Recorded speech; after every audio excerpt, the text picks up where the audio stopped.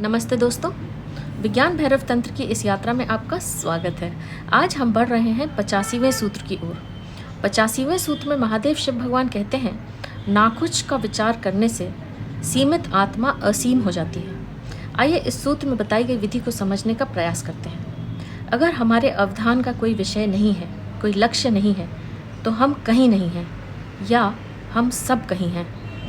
अब हम स्वतंत्र हैं, हम स्वतंत्रता ही हो गए हैं। सूत्र कहता है, नाकुच का विचार करने से सीमित आत्मा असीम हो जाती है। अगर हम सोच विचार नहीं कर रहे हैं तो हम असीम हैं। विचार हमें सीमित करता है, हमारा अवरोध बन जाता है। वह विचार सुंदर हो सकता है, लेकिन फिर भी वह बंधन ही है। सुंदर कारागृह भी कारागृह ही होता है।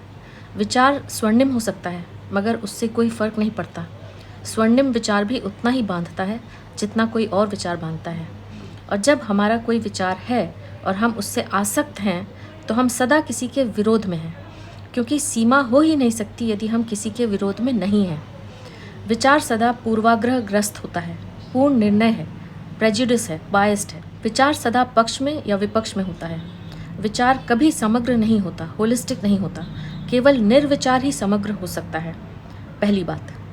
दूसरी बात कि विचार मन से आते हैं, वे सदा मन की उत्पत्ति हैं। विचार हमारा रुझान है, हमारा अनुभव है, पूर्वाग्रह है। विचार हमारी प्रतिक्रिया, हमारे सिद्धांत, हमारी धारणा है, हमारी मान्यता है, लेकिन विचार अस्तित्व नहीं है। अस्तित्व के संबंध में है, लेकिन वे स्वयं अस्तित्व नहीं है। जैसे एक फूल है, हम उसके संबंध में कुछ कह सकते हैं। वह कहना एक प्रक्रिया है। हम कह सकते हैं कि फूल सुंदर है, पवित्र है, लेकिन हम जो भी फूल के संबंध में कहते हैं वह फूल नहीं है। फूल का होना हमारे विचार पर निर्भर नहीं है, उसका होना तो हमारे विचारों के बिना है। फूल को होने के लिए हमारे विचारों की ज़रूरत नहीं, फूल बस है। जब हम अपने विचारों को छोड़ेंगे तब हम फूल में डूब सकते हैं। वैसे ही जब हम सोच विचार में उलझे नहीं हैं, तब हम सिर्फ हैं, पूरे सजग और सावचेत, विचार के किसी धुएं के बिना। तब हम असीम हैं। यह भौतिक शरीर ही एकमात्र शरीर नहीं है, एक गहन शरीर भी है। वह है हमारा मन। शरीर पदार्थ से बना है, मन भी पदार्थ से बना है, जो और भी सूक्ष्म है। शरीर बाहरी परत है और मन आंतरिक परत है। और शरीर से आसक्त होना उतना कठिन नहीं है जितना मन से आसक्त होना है, क्योंकि मन से हमारा तादात्म्य ज़्यादा गहरा है। हम मन से ज़्यादा जुड़े हैं। मन और शरीर दो नहीं है, मन शरीर की ही भीतरी परत है। इसे ऐसे समझते हैं जैसे हमारा एक घर है। उसे हम बाहर से देख सकते हैं और भीतर से भी देख सकते हैं। बाहर से दीवारों की बाहरी परत दिखाई पड़ती है और भीतर से भीतरी परत। मन हमारी आंतरिक परत है। वह हमारे ज़्यादा निकट जरूर है, पर फिर भी वह शरीर ही है, जिसे हम सूक्ष्म शरीर कहते हैं। बाहरी शरीर, मृत्यु में हमारा बाहरी शरीर, बाहरी परत गिर जाती है, लेकिन उसका भीतरी परत जो सूक्ष्म परत है, उसे हम साथ ले जाते हैं, अगर हम उससे अपनी आसक्ति को नहीं छोड़ते हैं। यही कारण है कि हमारे पिछले जन्मों को जाना जा सकता है।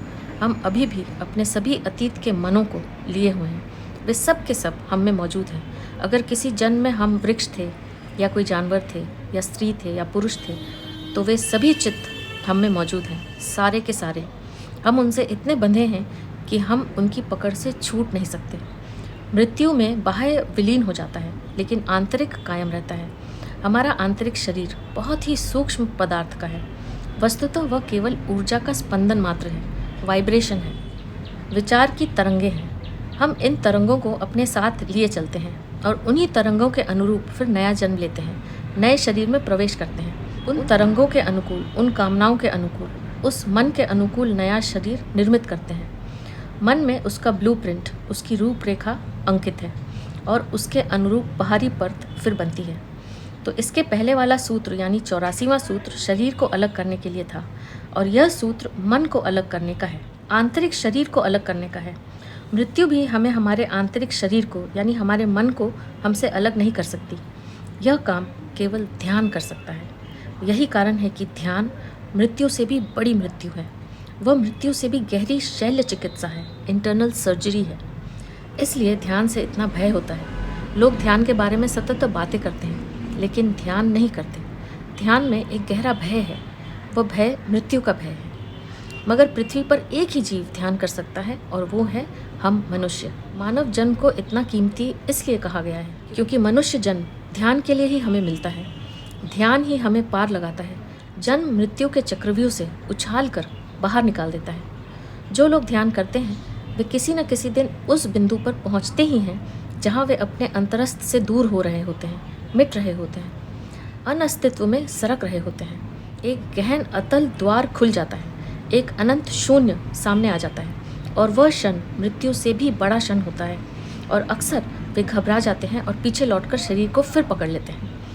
कहीं अवचेतन में उन्हें बोध रहता है कि अगर वे गहरे उतर गए तो वे नहीं बचेंगे। और यही सही है, यह भय सच है, क्योंकि फिर हम नहीं रहेंगे। एक बार हमने उस अतल को, उस शून्य को जान लिया तो हम फिर वही नहीं रहेंगे जो हम पहले थे। हम उस शून्य से होकर जब लौटेंगे तो एक नया ही जीवन लेकर लौटेंगे, नए ही मनुष्य होकर लौटेंगे। पुराने मनुष्य का नामो निशान नहीं बचेगा, वह मिट गया होगा। अब हमारा शरीर और मन यंत्र भर होंगे, उन्हें हम जैसे चाहें उपयोग में लाएंगे, लेकिन तादाद में नहीं होगा। यह स्वतंत्रता होगी और यह तभी हो सकता है जब हम नाकुछ का विचार करें। नाकुछ का विचार यह बहुत विरोधाभासी है। हम किसी चीज़ के बारे में विचार कर सकते हैं, लेकिन हम नाकुछ के बारे में कैसे विचार कर सकते हैं? आइए समझते हैं। जब हम किसी के संबंध में विचार करते हैं तो वह विषय बन जाता है, वह विचार बन जाता है और विचार पदार्थ है। लेकिन नाकुछ के संबंध में, शून्य के संबंध में हम कैसे सोच सकते हैं? यह तो असंभव है। लेकिन इस प्रयत्न में ही, नाकुछ के संबंध में, शून्य के संबंध में सोचने के प्रयत्न में ही सोच विचार खो जाता है, विलीन हो जाता है।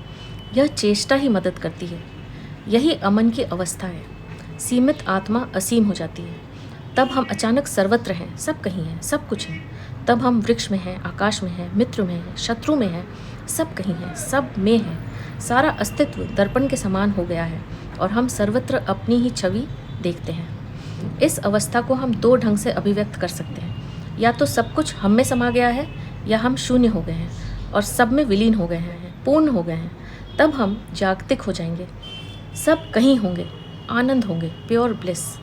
यह स्वाभाविक है। विचारों में बंद रहकर हम दुखी रहते हैं, तनाव में रहते हैं।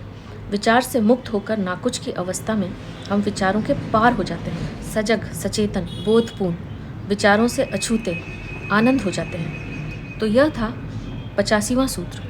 आप भी इस सूत्र में बताई गई विधि का प्रयोग कीजिए और देखिए कि आपको कैसा अनुभव होता है। अब मैं आपसे आज्ञा लूँगी। आपका बहुत बहुत धन्यवाद।